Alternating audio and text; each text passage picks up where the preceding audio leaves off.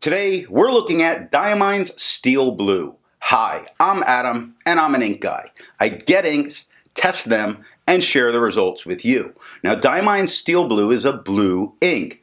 And to make sure I have a range of experience with this ink, I do the writing samples.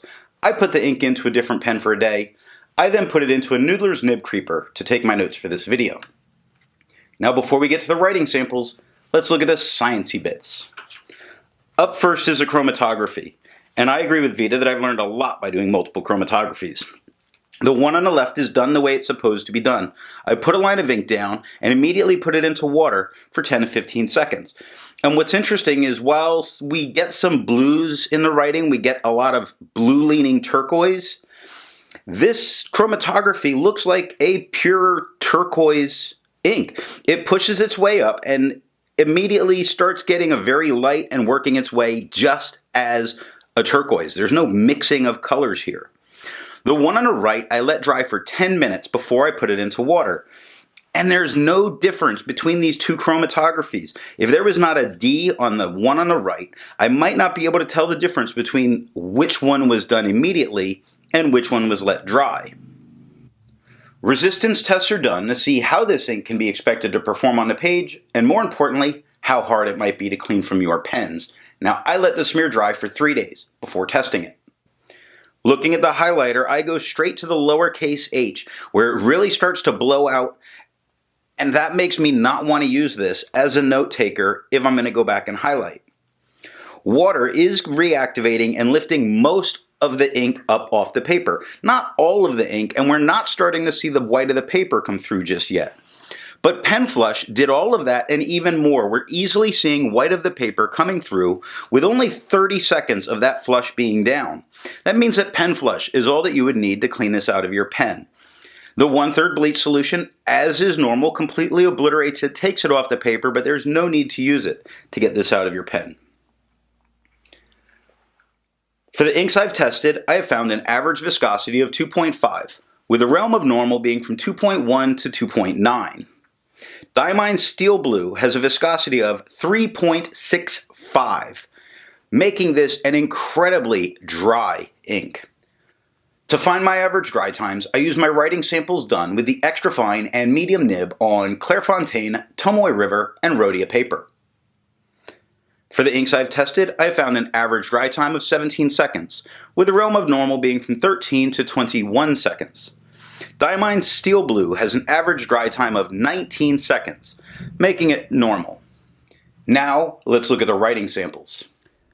I picked this ink up in sample form, and to keep my writing samples consistent, I use a Jinhao 159 with a Goulet 1.1 stub, a Jinhao X450 with a Goulet medium, and a Jinhao X750 with a Goulet extra fine. Let's take a look at the Clairefontaine. We get no bleeding, no ghosting. The 1.1 has no feather, spread, halo, sheen, or shade. This mess, that's me. That's not the ink. That's not the paper. That was totally my fault.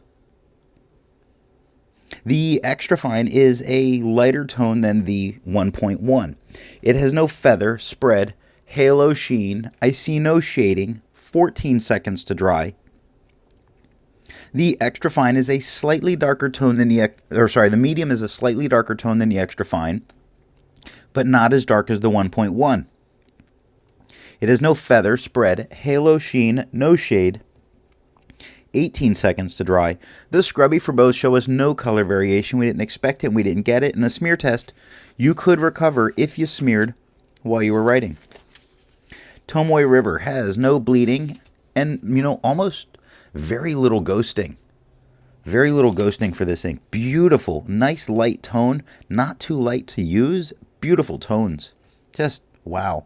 The 1.1 has no feather, spread, halo, sheen, no shading. The extra fine is slightly lighter than the 1.1. It has no feather, spread, halo, sheen, or shade. 21 seconds to dry. The medium is a darker tone than the extra fine. It's about the same as the 1.1. The medium has no feather, spread, halo, sheen, no shade. 26 seconds to dry. Now the scrubby for both show us no color variation. We didn't expect it and we didn't get it. And the smear test, you could recover this if you smeared while you were writing. Rhodia, no bleeding, no ghosting. The 1.1 has no feather, spread, halo sheen, or shade. The extra fine is significantly, it's like 5 or 6 shades lighter than the 1.1. It has no feather, spread, halo sheen, no shading, 16 seconds to dry. The medium is a significantly darker tone than the extra fine. It's as dark as the 1.1. It has no feather, spread, halo sheen, or shade, 19 seconds to dry. Now the scrubby for both show us no color variation. We didn't expect it and we didn't get it.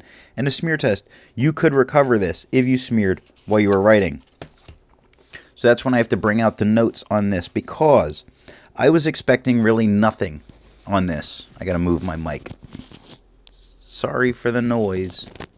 There we go. A little too close to my mouth. I was using a Noodler's Nib Creeper, and on the Nib Creeper, I'm getting significant shading. The starts light, gets very dark, gets light again. Quick starts as a nice mid-tone, gets dark on the K. Brown starts dark and gets light. Fox starts dark, gets light, gets dark again. It has great, as I put great, starts light, gets dark, shading in the right nib. And I put this as a flexi nib because you can squeeze some line variation out of it. Also, the flow of it, you can get it to be a bit drier at times and a bit darker at times. So it has the ability, as you would expect with a turquoise, to shade. It just doesn't seem to be shading in these writing samples. So I was curious what happens to the tone of this ink with a yellow paper like the yellow Rhodia. So I put it down, and of course we get no bleeding and no ghosting. We didn't expect that to change, but let's look at the tone changes. Now the 1.1 gets darker and the colors changed a little bit. So this is not a super saturated or opaque ink. The extra fine, it becomes much more on the green side than it was on white, which you can expect for it having the yellow background. Same thing happens with the medium. We get some very nice tones here, and the color itself is different. Beautiful. Absolutely beautiful. The 1.1 has no feather, spread, halo sheen, no shade. The extra fine is a significantly darker tone than the 1.1 with no feather, spread, halo sheen, no shade, 16 seconds to dry. The medium is a darker tone than the extra fine, slightly lighter than the 1.1. So we do see a tone change there with it. The medium has no feather, spread, halo sheen, no shading, 19 seconds to dry. The scrubby for both show us no color variation. We didn't get any. In the smear test, still, you could recover if you smeared while you were writing.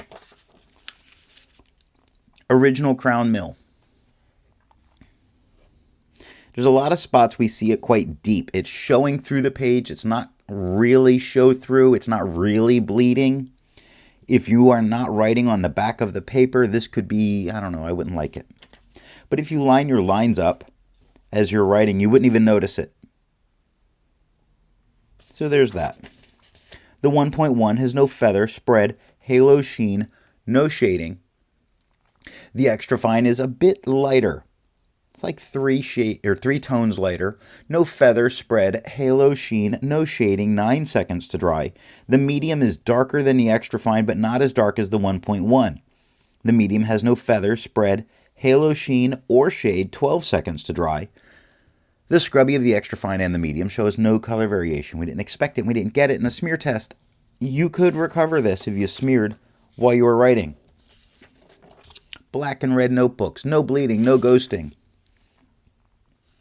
The 1.1 has no feather, spread, halo sheen, no shading. The extra fine is significantly lighter than the 1.1. It has no feather, spread, halo sheen, or shade. 11 seconds to dry.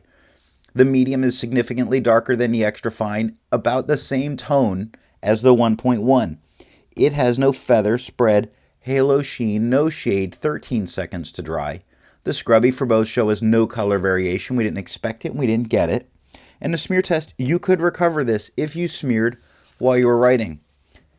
And that is all that I have for the writing sample. Instead of finding inks that look like Diamine Steel Blue, I would prefer to find an ink that complements its color on the page, and I wanted a nice red. I chose Robert Oster's Crimson. Before I give my opinion on this ink, I would ask, if you've enjoyed this video, give it a thumbs up. And if it's your first time here, I would invite you to subscribe. So what do I think of Diamine Steel Blue? You do, in some cases, writing get blue as a predominant tone in its writing. For the most part, it comes across as a turquoise ink to me. Now, the turquoise that we get shades beautifully in the nib creeper. It did not give me a ton of shade in my writing sample pens or in the pen that I used between doing the writing samples and taking my notes for this video. I did find that if you have a pen that has the ability to put more ink in certain areas, like you would get with a nice stub, or I got with a nib creeper, then the color variation you get in the writing is absolutely gorgeous. It's top notch. Not a blue though, much more of a turquoise. Thanks for watching.